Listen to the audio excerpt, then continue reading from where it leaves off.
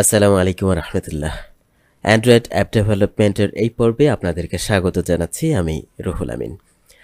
আমরা ইতিপূর্বে যে পর্বটা দেখলাম সেটা হচ্ছে জাভা নিয়ে আমাদের কাজ শুরু হয়ে গেছে আলহামদুলিল্লাহ।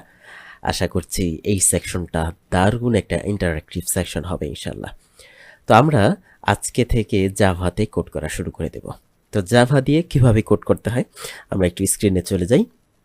মেইন অ্যাক্টিভিটি ডট জাভা এই ফাইলটা নিয়ে আমাদের আলোচনা হচ্ছিল। তো এইখানে বেশ কিছু কোড লেখা আছে। এইটুকু অংশ আমরা আপাতত যদি খেয়াল করি যে এটা আপাতত আমাদের খুব বেশি বোঝার দরকার নেই, আমরা এইটুকু অংশ নিয়ে কাজ শুরু করি। ঠিক আছে, তো উপরে কি করতে হয়, কিভাবে কি লিখতে হয়, এইগুলো নিয়ে আমরা একটু পরে ডিসকাস করব। তো আমাদের মূলত ঘটনাটা ঘটে আমাদের এইখানে আমাদের প্রোগ্রামিং ল্যাঙ্গুয়েজে কিছু জিনিস ব্যবহার হয়, যেমন আমাদের মেথড বা ফাংশন লিখতে হয়, এখানে ভেরিয়েবল ডিক্লেয়ার করতে হয়, তারপরে ইফ স্টেটমেন্ট বা কন্ডিশনাল স্টেটমেন্ট আমাদেরকে ইউজ করতে হয়, লুপ চালাইতে হয়। এই জাতীয় টুকটাক ছোটোখাটো কাজ আছে যেগুলো যে কোনো প্রোগ্রামিং ল্যাঙ্গুয়েজেই মোটামুটি সেম। তো আমরা এইখানে দেখি একটু public class main activity extend করছে অ্যাপ কম্প্যাট অ্যাক্টিভিটি, এইটুকু। এরপরে এখানে প্রোটেক্টেড ভয়েড অন ক্রিয়েট একটা মেথড লেখা আছে। তো এই যে এটা যে একটা মেথড বা এইটা যে একটা ক্লাস, ঠিক আছে, বা ক্লাস আসলে কি, ক্লাস দিয়ে আসলে এটা খায় না মাথায় দেয়, আমরা আসলে ক্লাস তৈরি করতে পারবো কিনা নিজেদের মতো কিনা মেথড তৈরি করতে পারবো কিনা, সেই বিষয়গুলা কিন্তু আমরা বিস্তারিত দেখবো ইনশাল্লাহ। তবে এইটা একটা মেথড।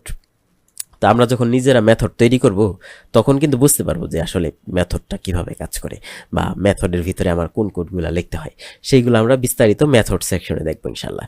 তো আমাদের মূলত কাজটা হবে এর ভিতরে, ঠিক আছে, এইটুকুর ভিতরে কাজ হবে। এই যে দেখেন, এটাকে আমরা কার্লি ব্রেস প্রোগ্রামিং এর ভাষায় বলি, দরকার নাই আমরা একেবারে বাংলা ভাষায় শিখবো। সেটা সেকেন্ড ব্র্যাকেট বলি না আমরা যখন ম্যাথ বা অঙ্ক করতাম, তখন এই যে সেকেন্ড ব্র্যাকেট দিতাম না, এই যে একটা সেকেন্ড ব্র্যাকেট শুরু হয়েছে, এই যে এইখানে শেষ হয়েছে, আর এইখানে আরেকটা শুরু হয়েছে, এইখানে শেষ হয়েছে। তো এটা খুবই গুরুত্বপূর্ণ একটা জিনিস। সেটা আমি যে জিনিসটা শুরু করলাম এটা কিন্তু আবার শেষ করা লাগে বেশিরভাগ ক্ষেত্রেই। আরেকটা বিষয় জাভার ক্ষেত্রে একটু মনে রাখা দরকার, আমার একটা লাইন শেষ হওয়ার সাথে সাথে একটা সেমিক্লোন দিতে হবে। এইটার কারণে আপনি অনেক ভুল করবেন যে একটা সেমিক্লোন দেন নাই। তো শুরুতে আমি এইগুলা বলে দিলাম যে আপনি কোন কোন জায়গায় আপনার জীবনটা তেজপাতা হয়ে যাবে। সেটা কি আপনার এই যে সেমিক্লোন দেওয়া ভুলে যাবেন। আপনি শুরু করছেন 3টা ব্র্যাকেট দিয়ে, শেষ করছেন 2টা দিয়ে, আর একটা ব্র্যাকেট দিতে মনে নেই আপনার, সেইখানে একটা এরর খাবেন। তো প্রতিটা স্টেপে স্টেপে আপনি এই জায়গায় এরর খাইতে পারেন, কিন্তু ভয়ের কিছু নেই। আমাদেরকে বিষয়গুলো আস্তে আস্তে শিখতে হবে। ওকে, তাইলে আমাদেরকে কোড লিখতে হবে এইখানে, কিছু কোড আমরা এইখানে লিখবো আর কিছু কোড লিখবো এইখানে, ঠিক আছে। তো আমার যেই কোডগুলা ইউনিভার্সাল, সবগুলা ফাংশনের ভিতরে লাগবে, সেইগুলো আমরা এইখানে লিখবো। আর যেটা শুধুমাত্র এই ফাংশনের ভিতরে হইলেই হবে, সেইগুলো আমরা এইখানে লিখবো। তো কোন কোড এটার ভিতরে লিখতে হবে, কোন কোড এইখানে লিখতে হবে, সেইগুলো আমরা আস্তে আস্তে ধীরে ধীরে শিখে যাব, ঠিক আছে। তো আমরা প্রথম অবস্থায় আজকে যে বিষয়টা নিয়ে আলোচনা করব সেটা ভ্যারিয়েবল। প্রোগ্রামিং ল্যাঙ্গুয়েজের একেবারে বেসিক একটা কনসেপ্ট ভ্যারিয়েবল। আপনার ভ্যারিয়েবল যদি না বোঝেন, প্রতিটা স্টেপে স্টেপে কিন্তু আমার ভ্যারিয়েবলটা কাজে লাগবে।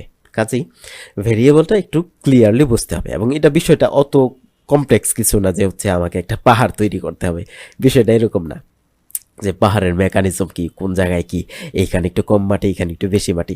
ভেরিয়েবল শিখতে হলে এরকম কমপ্লেক্স কিছু না। কিন্তু ভেরিয়েবল বিষয়টা just one kind of container, বা ধরেন যে একটা নাম, যেটার ভিতরে যে নামকে কল করলে আমি ওইটার এগেনস্টে, যেমন ধরেন যে আমাকে যদি ধরি আমি রুহুল আমিন। রুহুল আমিন আমি একটা ভেরিয়েবল, কিন্তু রুহুল আমিনের ভিতরে কে আছে? আমি, ঠিক আছে। যখনই রুহুল আমিন ডাকে তখন কে চলে আসে? আরেকজন চলে আসে না, আমি চলে আসি। তো ভেরিয়েবল বিষয়টা এরকম যে একটা ভেরিয়েবল আমি একটা নাম দিব, নামের ভিতরে বলে দিব যে এইটার ভিতরে এইটা আছে। তখন আমি আর ওই যে ভিতরে কি আছে সেটাকে আমার দরকার নেই, আমি ভেরিয়েবলটা দিয়ে ডাক দিব। যেমন ধরেন যে ক্লাস 9, তো ক্লাস 9-এর ভিতরে কি আছে? 9-এর সব ছেলেপুলে আছে, তাই না? তো আমি যখন ক্লাস 9-এর সব ছেলেরা আসো, এই যে ক্লাস 9-এর সব ছেলেরা আসো বললাম, এই ক্লাস 9টা ভেরিয়েবল, আর সব ছেলেপুলে কি ভেরিয়েবলের ভিতরে রাখা ওই ভ্যালু, ঠিক আছে। তো ধরেন যে আমরা যদি একটু অন্যভাবে এক্সাম্পল দিই, যে আমি রাখলাম একটা ভেরিয়েবল তৈরি করলাম এক্স। তো এক্সের ভিতরে আমি রাখলাম 5 বা 2005, এরকম 2005 এটা রাখলাম। তা আমি যখনই এক্স কল করব তখন কি হবে? তখন কিন্তু 2005 চলে আসবে। আমার বারবার 2005 এটা লিখতে হয় না। তো বিষয়টা হচ্ছে এরকম, আমি একটা নাম দেব, এই নামের ভিতরে স্পেসিফিক একটা ভ্যালু রাখবো, পরবর্তীতে এই নাম ধরে আমি জাস্ট কল করলে ওই ভ্যালুটা আমি পেয়ে যাব। তো আমরা যদি একটু খেয়াল করি এখানে, যেমন ধরেন যে আমরা একটা ভেরিয়েবল তৈরি করব স্ট্রিং ফার্স্ট নেম, ঠিক আছে। ফার্স্ট নেমের ভিতরে আমি লিখে দিলাম হচ্ছে রুহুল আমিন, রুহুল, ঠিক আছে। আর আরেকটা স্ট্রিং তৈরি করলাম লাস্ট নেম, ঠিক আছে। তাহলে এখানে আমি দিয়ে দিলাম আমিন। অবশ্যই সেমিক্লোন দিয়ে আমার কি করতে হবে, লাইনটা শেষ করতে হবে। যদি আমি একটু জুম করে দেখাই, এই যে খেয়াল করেন, স্ট্রিং একটা ভেরিয়েবলের নাম দিলাম, তারপরে ভেরিয়েবলের ভিতরে একটা টেক্সট রাখলাম, আবার এইখানে লাস্ট নেম নামে একটা ভেরিয়েবল দিলাম এবং এইখানে একটা ভ্যালু রাখলাম।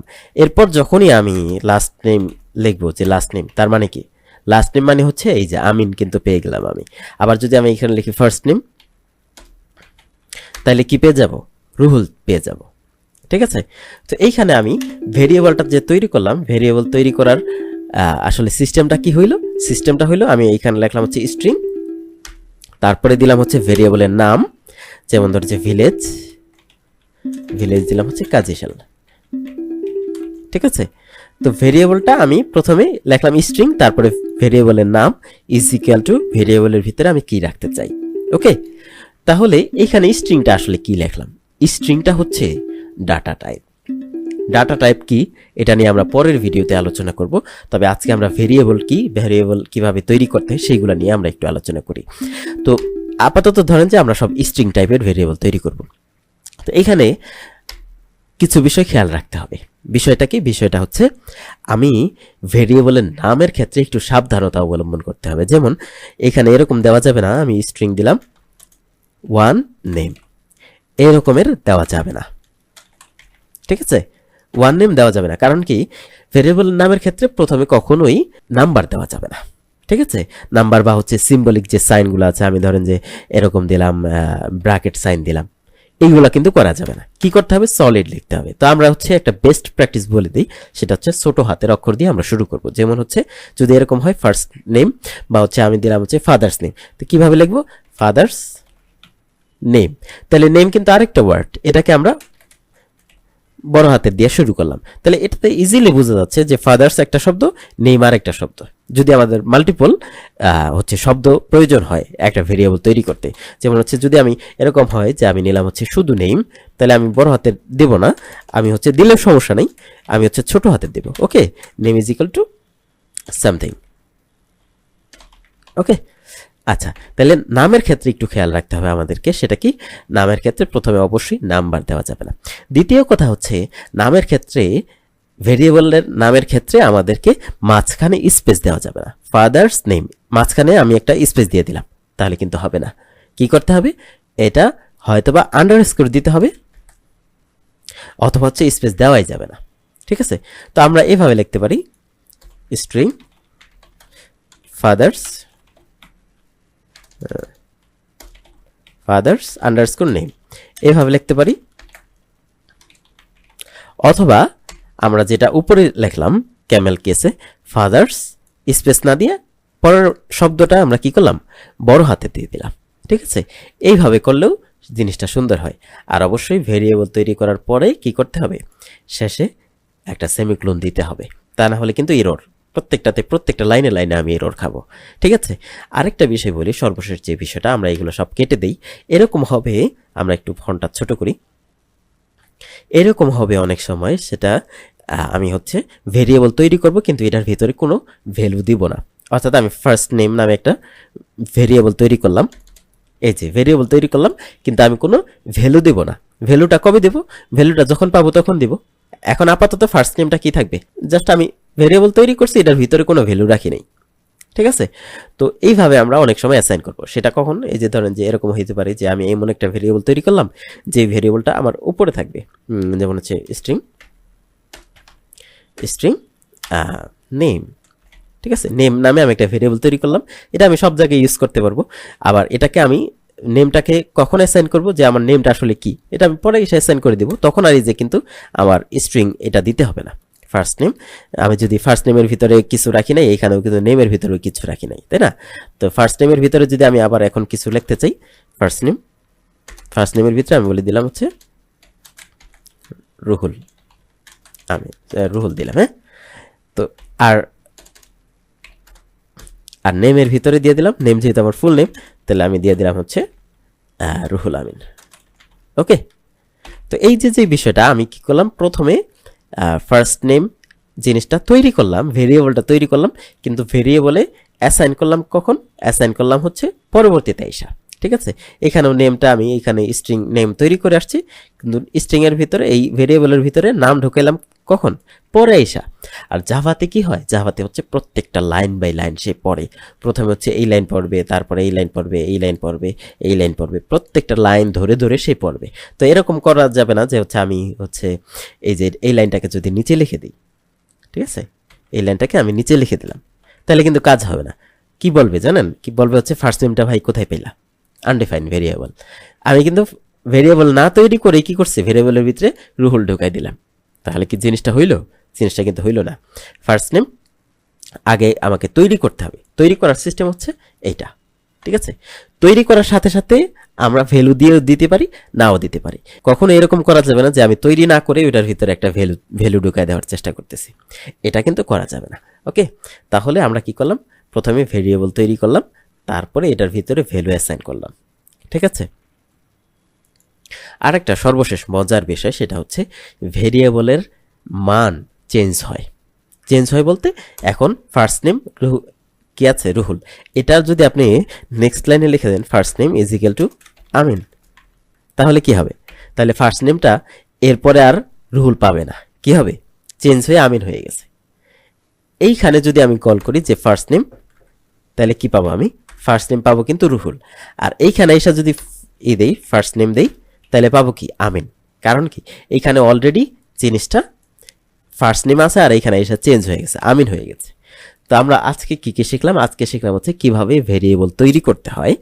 দ্বিতীয় কথা হচ্ছে ভেরিয়েবলের নামের ক্ষেত্রে আমাদেরকে একটু সাবধানতা অবলম্বন করতে হবে। তৃতীয় বিষয় হচ্ছে ভেরিয়েবলের তৈরি করার সময় আমরা সাথে সাথে ভ্যালু দিয়ে দিতে পারি, অথবা হচ্ছে প্রথমে আমি ভেরিয়েবল ডিক্লেয়ার করলাম, পরে এসে ভ্যালু অ্যাসাইন করলাম, এটারও সুযোগ আছে।